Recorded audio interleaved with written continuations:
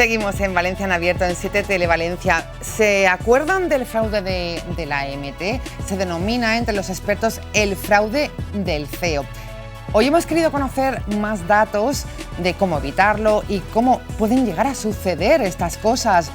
Es nuestra sección que nos gusta compartir con Juan Carlos Galindo, que está ya con nuestro compañero Manu Seguín. Juan Carlos, buenas tardes. ¿Qué tal? Buenas tardes. Un placer, como siempre, estar aquí contigo y con todos nuestros queridos televidentes para ver si podemos poner un poquito de luz a esta oscuridad, este ciberespacio, esta deep web tan oscura, ¿no? Bueno, pues ciberespacio, Manu Seguín. Ciberespacio, y como nos adelantaba Silvia, Juan Carlos, buenas tardes. ¿Qué tal?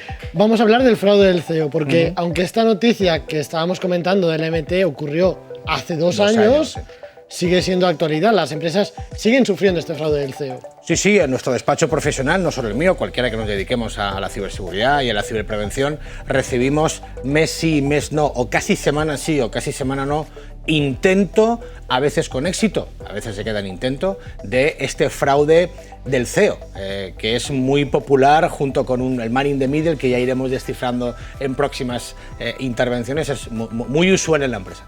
Es muy usual. Y vamos a hacer un breve resumen. Ahora analizaremos por pasos cómo se desarrolla este fraude del CEO, pero así para que la gente que está en su casa nos entienda. ¿Qué es el fraude del CEO? Porque a mí CEO, Juan Carlos, perdona, me suena a jefe. Sí, es así. Son las siglas de Chief Executive Officer. Es el gran jefe. De hecho, técnicamente se llama Walling. Lo que pasa es que para que todo el mundo lo entienda, fraude del CEO. El Walling, ¿qué es? Es el pez grande, pescar la gran ballena blanca. Recuerda el phishing, recuerda la ingeniería social, el phishing es pescar. Esto es el gran pez, el pez gordo. Muy sencillo. Tú eres jefe de administración, dominas la parte administrativa, eres el que pagas, el que tiene relación con el jefe, y recibes o bien una llamada o bien un correo diciendo tu jefe que es una operación secreta, que la tenemos que hacer súper rápido y que te autoriza a hablar con Menganito. En segundo lugar, aparece otro segundo correo de Menganito y las prisas normalmente saben que el jefe no está, por lo tanto utilizan esa obtención de información previa. Primero, usurpan tu correo electrónico. Eso que pone el correo electrónico, aparece el tuyo, parece el que sea el del jefe, que es el que te está ordenando: hace esta operación o hace esta transferencia. Entonces, dependiendo de cómo nos pille, esto es un correo masivo, lo hago a muchísima gente y van picando, nunca mejor dicho, ¿no? Por lo tanto, cuidado todos los que estáis, que sois jefes de administración, cuidado con los correos electrónicos. Pensemos un segundo antes de abrirlo en la barra de direcciones. Veamos que efectivamente la dirección del correo sea la de nuestra empresa, porque esta gente que hace lo simula. Te pongo un ejemplo, @tele7.es, pero ¿y si yo pongo @tele7.es.eu?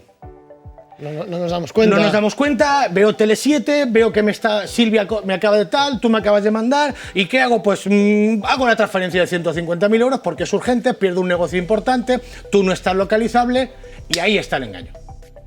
Cuenta corriente de alguien que está en Hong Kong, en China, es un número de cuenta que quizás con un poquito de suerte es de un español, pero es de un mulero. Un mulero financiero es aquella persona que también mediante engaño recibe una transferencia y tiene que volcarla inmediatamente a 7 cuentas corrientes más para que jamás pilles el dinero. Para que desaparezca el dinero, digamos. Por lo tanto, esta técnica es prácticamente infalible.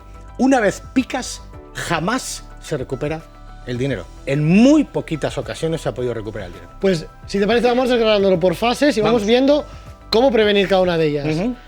Una primera frase tenemos que es el malo, como nos referimos nosotros, el malo selecciona a la víctima. Correcto. Primero seleccionamos la víctima, suplantamos su identidad y buscamos a quién atacar. Lo que decimos, busca una empresa que pueda, por el momento actual, estar con un exceso de trabajo, o que pueda estar en un momento de cambio de direcciones de correo electrónico o cambios de nombres, la veo débil y ataco. Correcto, pero muy importante lo que tú acabas de decir, esa selección, esa obtención de información previa.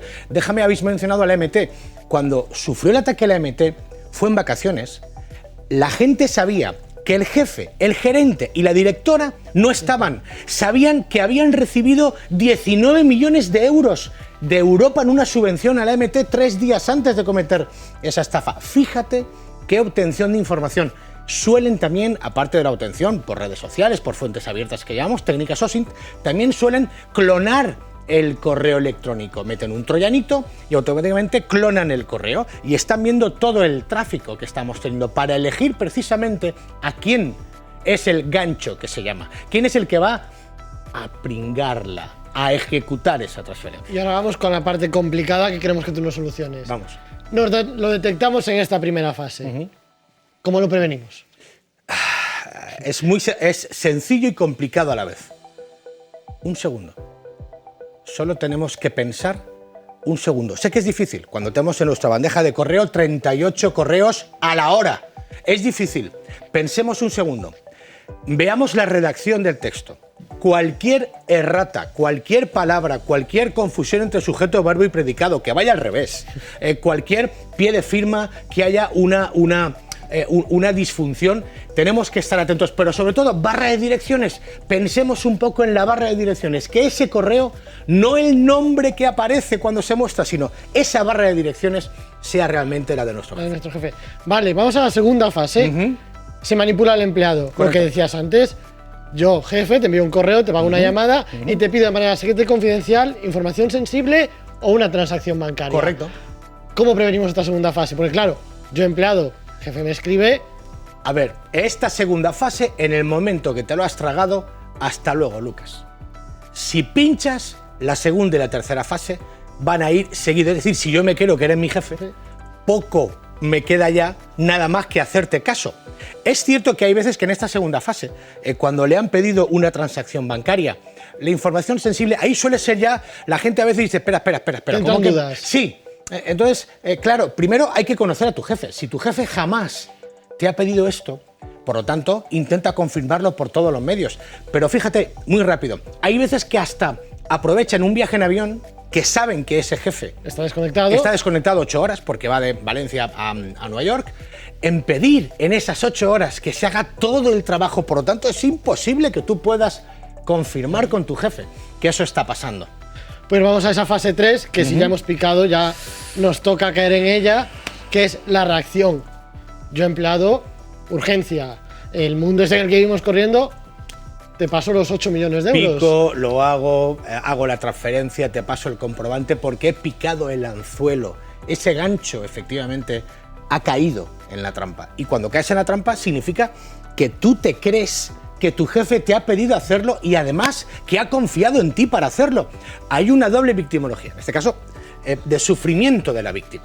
Primero, cuando se entera que es una estafa, imagínate cómo se te queda el cuerpo, porque tú estabas creyendo al jefe y luego, te pongo el ejemplo de la MT, que encima la MT te eche la culpa a ti de que esto haya ocurrido.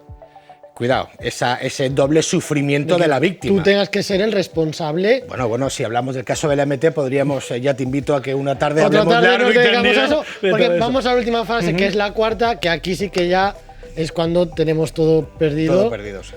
Y ahora nos responden los compañeros, el dinero ya desapareció. Lo que tú decías, yo te envío el dinero y tú te encargas de repartirlo. Te pongo el ejemplo de la MT. La MT tenía 2 empresas de Hong Kong con propietarios chinos. Llegaron esos números de cuenta en Hong Kong, y de allí fueron cuentas de salto, cuentas móviles que se llaman, tal como llegan, fueron repartidas a cada una de ellas a 7 u 8 entidades diferentes y países diferentes. Por lo tanto, hasta aquí hemos podido llegar. Hasta aquí hemos podido llegar.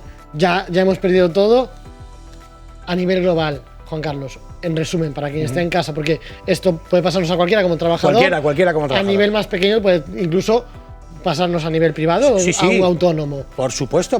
Aquí vemos noticias, estamos hablando del desmantelamiento de la banca. A través del fraude del CEO, efectivamente. El fraude del CEO, otros testaferros, de jóvenes estudiantes. De fraude del CEO. En este caso, más que testaferros, son los muleros.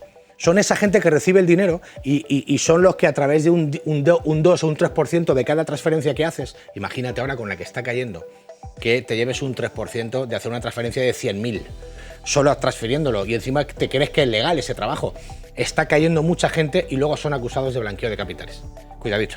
Entonces tenemos que tener, para resumirlo, a la gente que está en casa, 2 avisos. 1, precaución de no caer en el fraude, y 2, precaución de no ser intermediarios. Por supuesto, y sobre todo pensar, sé que esto es complicado, pararnos un segundo, no estoy pidiendo 5, 1, para, por favor, comprobemos que las cuentas de correo, cuando nos pidan algo como hacer una transferencia, cambiar un número de cuenta, esa es otra cosa que ya hablaremos, que ese man in the middle que ha caído mucha gente también, pensemos un segundo antes de dar al clic e intentemos siempre comprobar lo que nos están pidiendo. Pues Juan Carlos, muchas gracias por aclararnos un poco más este fraude del CEO. Silvia, ya ves, esto se complica cada día más, las nuevas tecnologías han venido para quedarse, han venido para ayudarnos, pero también para tener cuidado. Muy bien, pues gracias Juan Carlos Galindo, todo un lujo tenerte con nosotros. A tu disposición, un abrazo. Y también Manu Seguín, nosotros seguimos con más temas de actualidad.